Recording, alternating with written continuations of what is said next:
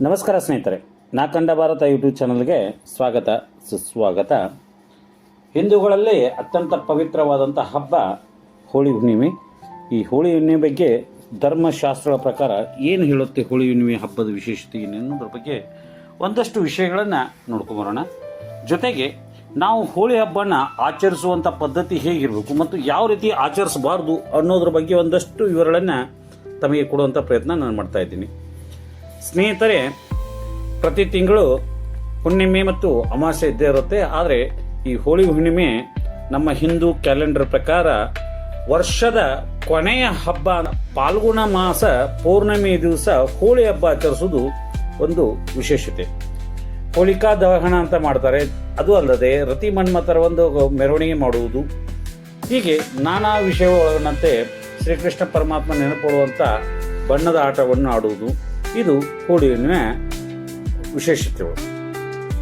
ಆದರೆ ಹೋಳಿ ಹುಣ್ಣಿಮೆಯ ಒಂದು ಮಹತ್ವವನ್ನು ಪೌರಾಣಿಕ ಕಥೆಗಳಲ್ಲಿ ನಾವು ಒಂದ್ಸರಿ ನೋಡಬೇಕು. ಕಳೆದ ವರ್ಷ ಈ ಹೋಳಿ ಹುಣ್ಣಿಮೆಯ ಮಹತ್ವದ ಬಗ್ಗೆ ಒಂದು ಕಥೆಯನ್ನು ತಮಗೆ ಹೇಳಿದ್ದೆ. ಆದರೂ ಮತ್ತೊಂದು ಸರಿ ನೆನಪು ಮಾಡಬೇಕು ಅನ್ನೋ ಕಾರಣಕ್ಕೆ ಮತ್ತೆ ಹೇಳಿ ಮುಂದಿನ ವಿಷಯ ತೋರ್ತೀನಿ. ಪ್ರಜಾಪತಿ ದಕ್ಷ ಬ್ರಹ್ಮಣ ಯಜ್ಞಕ್ಕೆ ಶಿವನಿಗೆ ಆಹ್ವಾನ ಕೊಡದೇ ಇದ್ದಾಗ ಶಿವನ ಮಾತನ್ನು ಮೀರಿ ಸತೀದೇವಿ ಆ ಯಜ್ಞಕ್ಕೆ ಹೋಗ್ತಾರೆ. ಯಜ್ಞಕ್ಕೆ ಹೋದಾಗ ಪರಶಿವನಿಗೆ ಆದಂತ ನಿಂದನೆಯನ್ನು ಕೇಳಿದಂತ ಸತೀದೇವಿಯು ಯಜ್ಞಕುಂಡಕ್ಕೆ ಹಾರಿ ತನ್ನ ಪ್ರಾಣ ತ್ಯಜಿಸುವಂಥದ್ದು ಕತೆ ಈಗಾಗಲೇ ಸಾಕಷ್ಟು ವಿಷಯಗಳಲ್ಲಿ ಹೇಳಿದ್ದೀನಿ. ವೀರಭದ್ರ ಬಂದು ದಕ್ಷ ಬ್ರಹ್ಮಣ ಸಂಹಾರ ಮಾಡಿದ ನಂತರ ಪರಮೇಶ್ವರನು ಆಗ ಎಲ್ಲವನ್ನು ಬಿಟ್ಟು ಒಂದು ಗುಹೆಯಲ್ಲಿ ಹೋಗಿ ತಪಸ್ಸಿಗೆ ಕೂತ್ಬಿಡ್ತಾನೆ. ಅದೇ ಸಮಯದಲ್ಲಿ ತಾರಕಾಸುರ ಎಂಬ ರಾಕ್ಷಸ ಬ್ರಹ್ಮದೇವನ ಕುರಿತು ಒಂದು ಮಹಾನ್ ತಪಸ್ಸನ್ನು ಮಾಡ್ತಾನೆ. ಬ್ರಹ್ಮದೇವ ಆತನ ಪ್ರತ್ಯಕ್ಷವಾಗಿ ಏನು ಬರಬೇಕು ಅಂತ ಕೇಳಿದಾಗ ನನಗೆ ಮರಣವೇ ಬಾರದಿರಲಿ ಅಂತ ಒಂದು ವರವನ್ನು ಕೇಳ್ತಾನೆ. ಆದರೆ ಬ್ರಹ್ಮದೇವ ಹುಟ್ಟಿದ ಜೀವಿಗೆ ಮರಣ ಬರಲೇಬೇಕು, ಅದಕ್ಕಾಗಿ ನೀನು ಬೇರೆ ಏನಾದರೂ ಕೇಳಿಕೊ ಅಂದಾಗ ಸರಿ ಅಂತ ತಾರಕಾಸುರ ಶಿವನಿಂದ ಜನಿಸಿದಂಥ ಮಗುವಿನಿಂದ, ಅದು 7 ದಿನದ ಮಗುವಿನಿಂದ ನನಗೆ ಮರಣವನ್ನು ಬರಬೇಕು ಅಂತ ಒಂದು ವರವನ್ನು ಕೋರಿಕೊಳ್ತಾನೆ ತಾರಕಾಸುರ.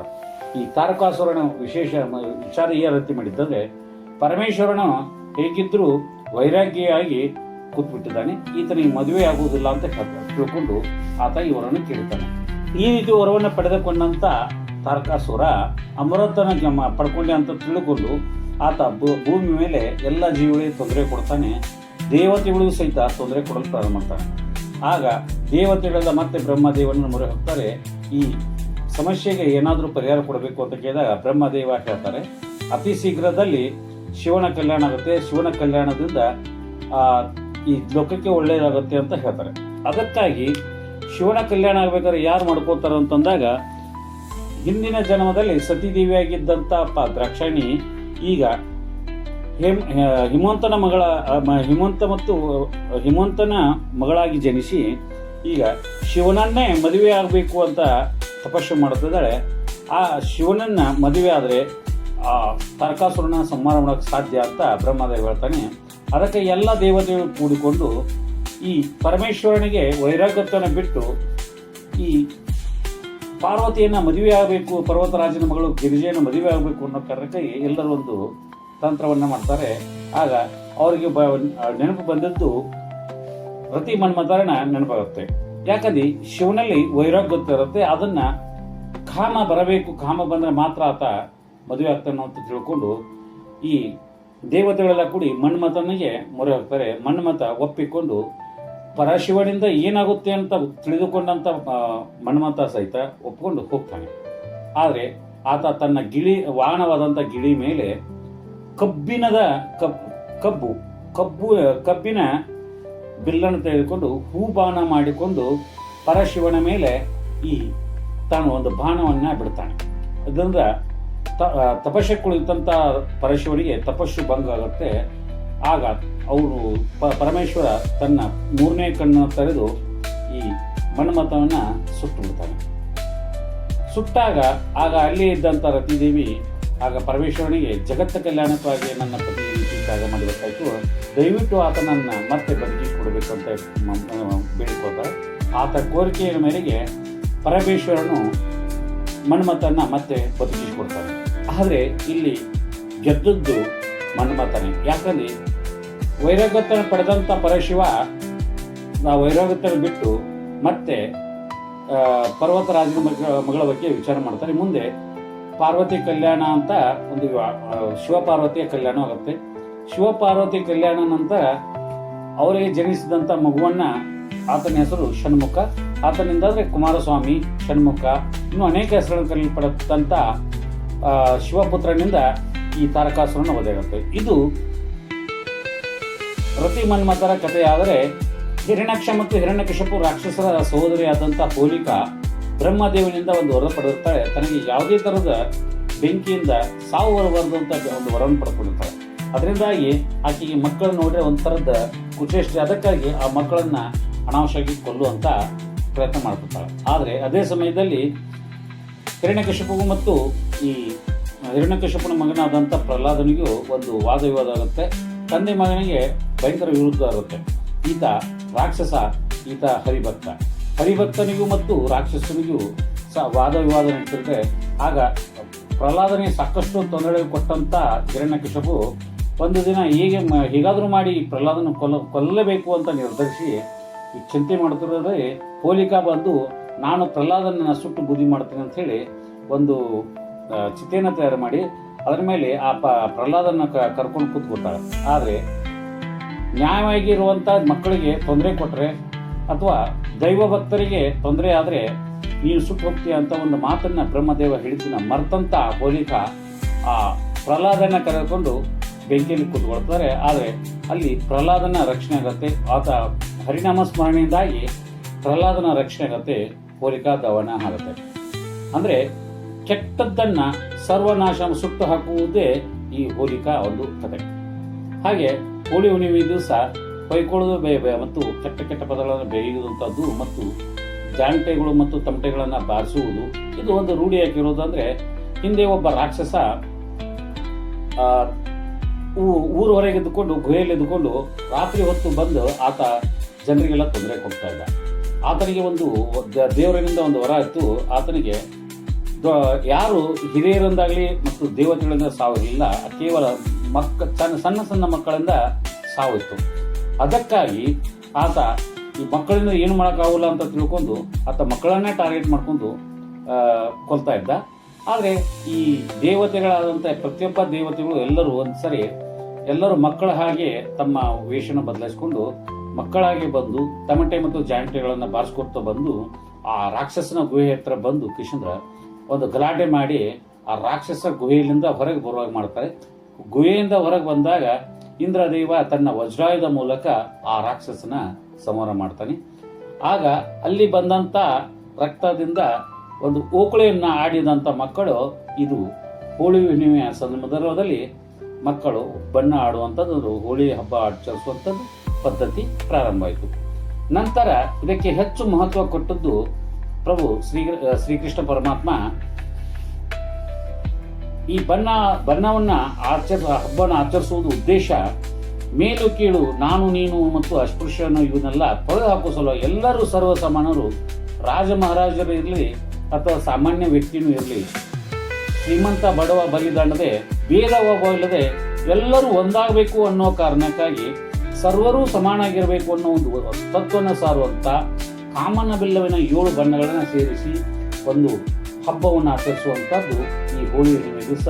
ವಿವಿಧ ಬಣ್ಣಗಳನ್ನು ಪರಸ್ಪರ ಏರಿಸಿ ಸ್ನೇಹತ್ವನ ಮತ್ತು ಪ್ರೀತಿಯನ್ನ ಒಬ್ಬರಿಗೊಬ್ಬರು ತೋರಿಸುವಂತ ಮಹತ್ವವಾದಂತ ದಿನ.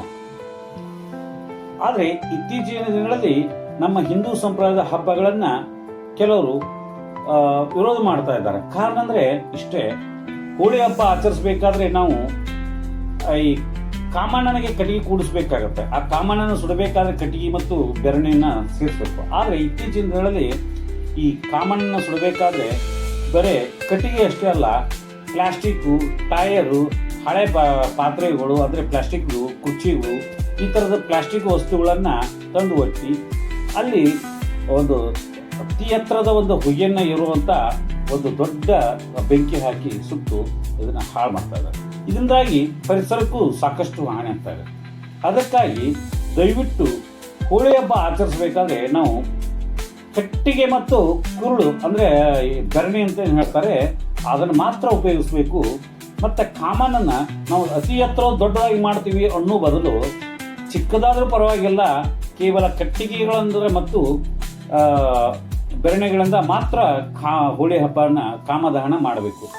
ಅದರಲ್ಲಿ ಅದನ್ನು ಬೆಂಕಿ ಹಚ್ಚೋಕ್ಕಿಂತ ಮುಂಚಿತವಾಗಿ ಅದಕ್ಕೆ ಕರ್ಪೂರ ಇಟ್ಟು ಅದನ್ನು ಬೆಂಕಿ ಹಚ್ಚಿ ಕಾಮನ ದಹನ ಮಾಡಬೇಕು. ಅದು ಬಿಟ್ಟು ನಾವು ಸೀಮೆಎಣ್ಣೆ, ಪೆಟ್ರೋಲು ಅಥವಾ ಸುಟ್ಟಾಯಿಲು ಈ ರೀತಿಯ ವಸ್ತುಗಳಿಂದ ಆ ಕಟ್ಟಿಗೆಗಳು ಗೊಜ್ಜಿ ಮತ್ತು ಹಸಿ ಮರಗಳನ್ನು ತಂದು ಅದಕ್ಕೆ ಒಟ್ಟಿ ಅದನ್ನೆಲ್ಲ ತಂದು ಇದನ್ನು ಸೀಮೆಎಣ್ಣೆ ಮತ್ತು ಸುಟ್ಟಾಯಿಲು ಇಂಥ ಆಯಿಲ್ ಇದನ್ನೆಲ್ಲ ಪದಾರ್ಥಗಳು ಹಾಕಿ ಹೋಳಿ ದಹನ ಮಾಡಬಾರ್ದು. ಇದು ಧರ್ಮಶಾಸ್ತ್ರ ಪ್ರಕಾರ ಅತ್ಯಂತ ಪಾಪದಾಯಕದಂಥ ಕೆಲಸ. ಅಷ್ಟೇ ಅಲ್ಲ, ಆ ಇದನ್ನೇನು ಕಾಮ ಸುಟ್ಟ ನಂತರ ಅಂದರೆ ಕಾಮನ ಸುಟ್ಟ ಮರುದಿನ ಆ ಬೂದಿಯನ್ನು ಬಣ್ಣದ ಆಟ ಅಂದರೆ ಧೂಳುವಾಡಿ ಅಂತ ಆಡ್ತಾರೆ, ಅಂದರೆ ಬಣ್ಣದ ಆಟ, ಅದನ್ನು ಬೂದಿಯನ್ನು ತಗೊಂಡು ಆಟ ಆಡುವಂಥದ್ದು ಪದ್ಧತಿ. ಆದರೆ ಇತ್ತೀಚಿನ ದಿನಗಳಲ್ಲಿ ಈ ಪ್ಲಾಸ್ಟಿಕ್ ಮತ್ತು ಇತರೆ ವಸ್ತುಗಳನ್ನು ಬಳಸಿರೋದ್ರಿಂದ ಅದು ನಮಗೆ ಈ ಆಟ ಆಡೋದಕ್ಕೂ ಯೋಗ್ಯವಾದ ಬೂದಿ ಅಲ್ಲ. ಅದಕ್ಕಾಗಿ ಕಟ್ಟಿಗೆ ಮತ್ತು ಕುರುಳುಗಳನ್ನು ಮಾತ್ರ ಸೇರಿಸಬೇಕು. ಮತ್ತು ಈ ಕಾಮನ ಹಬ್ಬ ಮಾಡಬೇಕಾದ್ರೆ ನಾವು ಯಾರೋ ದಾರಿಯಲ್ಲಿ ಹೋಗ್ತಾ ಇರುವಂಥ ವ್ಯಕ್ತಿನ ಕರೆದು ಆತನಿಗೆ ನಾವು ಕಾಮನ ಹಬ್ಬ ಮಾಡ್ತಾ ಇದ್ದೀವಿ, ಅಷ್ಟು ಹಣ ಕೊಡು, ಇಷ್ಟು ಹಣ ಕೊಡು ಅಂತ ಪೀಡಿಸಬಾರ್ದು. ಅದರಿಂದ ಏನಾಗುತ್ತೆ ಅಂದರೆ ಜನರಿಗೆ ತೊಂದರೆ ಆಗುತ್ತೆ. ಮತ್ತು ಭಕ್ತಿಯಿಂದ ಯಾರಾದರೂ ಕೇವಲ ಬೆರಣಿ ಮತ್ತು ಕಟ್ಟಿಗೆ ಕೊಟ್ಟರೆ ಮಾತ್ರ ತಂದು ಕಾಮದಾನಿಗೆ ಉಪಯೋಗ ಮಾಡಬೇಕು ಹೊರತು ಈ ಬೇರೆ ವಸ್ತುಗಳನ್ನು ತಂದು ಅಲ್ಲಿ ಹಾಕಬಾರ್ದು. ಮತ್ತು ಮದ್ಯಪಾನ ಮಾಡಿ ಅಥವಾ ಕೆಟ್ಟ ಕೆಟ್ಟ ಅಸಭ್ಯ ಹಾಡುಗಳನ್ನು ಹಚ್ಚಿ ಮತ್ತು ಪಾಶ್ಚಾತ್ಯ ಸಂಸ್ಕೃತಿಯಂತೆ ಬಟ್ಟೆ ಹಾಕಿ ಈ ಹೋಳಿ ಹಬ್ಬನ ಆಚರಿಸಬಾರ್ದು. ಪರಿಶುದ್ಧವಾಗಿ ಸ್ನಾನ ಮಾಡಿ ಮಡಿ ಬಟ್ಟೆಯಿಂದ ಕಟ್ಟಿಗೆ ಮತ್ತು ಬೆರಣಿ ಇಟ್ಟು ಕಾಮದಾನ ಮಾಡಬೇಕು. ಮರುದಿನ ಬಣ್ಣ ಆಡಬೇಕಾದ್ರೆ ನಾವು ನಿಜವಾದ ನೈಸರ್ಗಿಕವಾದಂಥ ಬಣ್ಣ ಯಾವುದಿದೆ ಆ ಬಣ್ಣಗಳನ್ನು ಮಾತ್ರ ತೆಗೆದುಕೊಂಡು ನಾವು ಈ ಹೋಳಿ ಹಬ್ಬನ ಆಚರಿಸ್ಬೇಕು. ಅದು ಬಿಟ್ಟು ನಾವು ಆಯಿಲ್ ಪೇಂಟು ಅಥವಾ ಈ ಕೆಮಿಕಲ್ ಮಿಶ್ರಿತವಾದಂಥ ಬಣ್ಣಗಳನ್ನು ತಗೊಂಡು ಬೇರೆಯವ್ರಿಗೆ ಹಾಕಬಾರ್ದು. ಯಾಕಂದರೆ ಈ ನೈಸರ್ಗಿಕವಾದ ಬಣ್ಣಗಳಲ್ಲಿ ನಮ್ಮ ಚರ್ಮದಲ್ಲಿ ಇರುವಂಥ ಅಂದರೆ ನಾವು ಈ ಚಳಿಗಾಲ ಅವಧಿಯನ್ನು ಮುಗಿಸ್ಕೊಂಡು ಆ ಚಳಿಗಾಲ ಅವಧಿಯಲ್ಲಿ ಸಾಕಷ್ಟು ನಮ್ಮ ಈ ಚರ್ಮಕ್ಕೆ ಸಾಕಷ್ಟು ಕ್ರಿಮಿಗಳು ಬಂದಿರ್ತವೆ. ಅವು ಸಾಯಬೇಕು ಅನ್ನೋ ಉದ್ದೇಶಕ್ಕಾಗಿ, ಆ ಕ್ರಿಮಿಗಳು ಸಾಯಬೇಕು, ಚರ್ಮ ರೋಗ ಬರಬಾರದು ಅನ್ನೋ ಉದ್ದೇಶಕ್ಕಾಗಿ ನೈಸರ್ಗಿಕ ಬಣ್ಣ ನಮ್ಮ ದೇಹಕ್ಕೆ ಹಾಕಿದರೆ ಅದು ಚರ್ಮ ರೋಗ ಬರುವಂಥ ರೋಗಾಣುಗಳು ಸಾಯುತ್ತೆ ಅನ್ನೋ ಕಾರಣಕ್ಕಾಗಿ ನೈಸರ್ಗಿಕ ಬಣ್ಣದಿಂದ ಈ ಹೋಳಿ ಹಬ್ಬನ ಬಣ್ಣದ ಆಟವನ್ನು ಆಡಬೇಕು. ಅದು ಬಿಟ್ಟು ನಾವು ಆಯಿಲ್ ಪೇಂಟು, ವಾರ್ನಿಸು ಮತ್ತು ಸುಟ್ಟಾಯಿಲು ಈ ಥರದ ಇತರೆ ಕೆಟ್ಟ ಕೆಟ್ಟ ವಸ್ತುಗಳಿಂದ ನಾವು ಆಡಿದರೆ ನಮ್ಮ ಚರ್ಮನೂ ಬಾದಾಗುತ್ತೆ ಮತ್ತು ದುಡ್ಡು ಹಾಳಾಗುತ್ತೆ. ಅದರಿಂದ ಎಷ್ಟೋ ಜನರು ನೇತ್ರಹೀನರಾಗಿದ್ದಾರೆ, ಎಷ್ಟೋ ದುರಂತಗಳು ಆಗಿದ್ದಾವೆ, ಕೈಕಾಲುಗಳಿಗೂ ಚರ್ಮಕ್ಕೂ ಸಾಕಷ್ಟು ತೊಂದರೆಗಳು ಆದದ್ದು ನಾವು ಸಾಕಷ್ಟು ಉದಾಹರಣೆಗಳನ್ನು ನೋಡಿದ್ದೀವಿ. ಮತ್ತು ಹೋಳಿ ಆಚರಿಸುವ ಸಮಯದಲ್ಲಿ ನಮ್ಮ ಬಟ್ಟೆಗಳು ಸಹಿತ ನಮ್ಮ ಭಾರತೀಯ ಸಂಸ್ಕೃತಿಯ ಸಂಪ್ರದಾಯದಂತೆ ಇರಬೇಕು.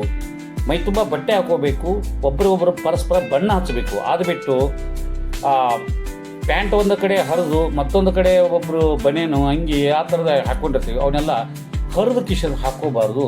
ಮತ್ತು ಮತ್ತೊಬ್ಬರ ಬಟ್ಟೆನ ಹರಿಯೋದು ಹಾಳು ಮಾಡುವಂಥದ್ದು ಮಾಡಬಾರ್ದು. ಇದು ಎಲ್ಲ ಹಿಂದೂ ಸಂಪ್ರದಾಯದನ್ನು ವಿರೋಧಿಸುವಂಥದ್ದು ಮತ್ತು ಹಿಂದೂ ಸಂಪ್ರದಾಯ ಇಲ್ಲ. ಅದಕ್ಕಾಗಿ ನಾವು ಹೋಳಿ ಹಬ್ಬ ಆಚರಿಸಬೇಕಾದ್ರೆ ಧಾರ್ಮಿಕ ಭಾವನೆಗಳಿಗೆ ಧಕ್ಕೆ ಆಗದಂತೆ ಮತ್ತು ನಮ್ಮ ಶ್ರದ್ಧೇಯವಾದಂಥ ಹಬ್ಬವನ್ನು ಎಲ್ಲರಿಗೂ ಒಳ್ಳೆಯ ಥರನ ತೋರಿಸ್ಬೇಕು ಅನ್ನೋ ಉದ್ದೇಶದಿಂದ ಹಬ್ಬವನ್ನು ಆಚರಿಸ್ಬೇಕು. ಈ ರೀತಿ ನಾವು ಈ ಕೆಟ್ಟ ಕೆಟ್ಟ ಬಣ್ಣಗಳಿಂದ ಬಳಸುವುದು, ಟೈರ್ ಬಳಸುವುದು, ಪ್ಲಾಸ್ಟಿಕ್ ಬಳಸುವುದು ಈ ರೀತಿ ಮಾಡೋದಿದ್ರೆ ನಮ್ಮ ಹಬ್ಬಗಳನ್ನು ನಾವೇ ಸರ್ವನಾಶ ಮಾಡ್ತಾ ಇರುವುದು ಇದು ದುಸ್ಥಿತಿ ಪರಿಸ್ಥಿತಿ ಇದೆ.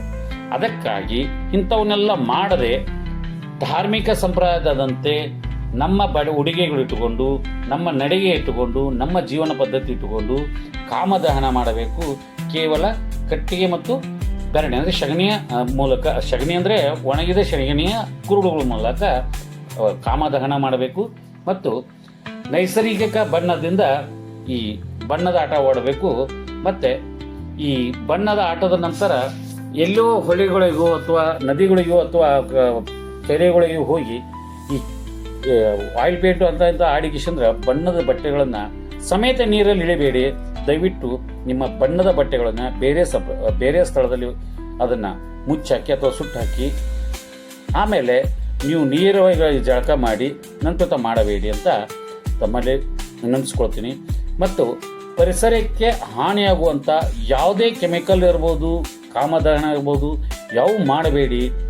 ಹಿಂದೂ ಸಂಪ್ರದಾಯದ ಆಚಾರ ವಿಚಾರಗಳನ್ನು ಎಲ್ಲರೂ ಆಚರಿಸಬೇಕು.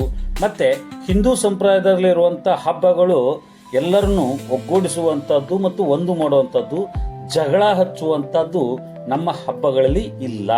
ಅದಕ್ಕಾಗಿ ನಾವು ಪರಸ್ಪರ ಹಬ್ಬಗಳನ್ನು ಆಚರಿಸ್ಬೇಕಾದ್ರೆ ಒಂದಾಗಬೇಕು ಹೊರತು ಯಾರೋ ಒಬ್ರು ಬಣ್ಣ ಹಾಕ್ತಾರೋ, ನಮಗೆ ಕೆಟ್ಟ ಬಣ್ಣಗಳು ಹಾಕ್ತಾರೋ ಅನ್ನೋ ಕಾರಣಕ್ಕೆ ಊರು ಬಿಟ್ಟು ಹೋಗುವುದು ಅಥವಾ ಮನೆಯಲ್ಲೇ ಮುಚ್ಚಿಕೊಂಡು ಕೊಡುವುದು ಈ ರೀತಿ ಯಾರು ಮಾಡಬೇಡಿ ಅಂತ ತಮ್ಮಲ್ಲಿ ವಿನಂತಿಸ್ಕೊಳ್ತಾ, ಇಲ್ಲಿವರೆಗೂ ನಾನು ಹೋಳಿ ಹಬ್ಬದ ಸಂಕ್ಷಿಪ್ತ ಹಿನ್ನೆಲೆ ಮತ್ತು ಯಾವ ರೀತಿ ಹಬ್ಬನ ಆಚರಿಸಬೇಕು ಅನ್ನೋದು ಒಂದಷ್ಟು ವಿಷಯಗಳನ್ನು ತಮಗೆಲ್ಲ ತಿಳಿಸಿದ್ದೀನಿ.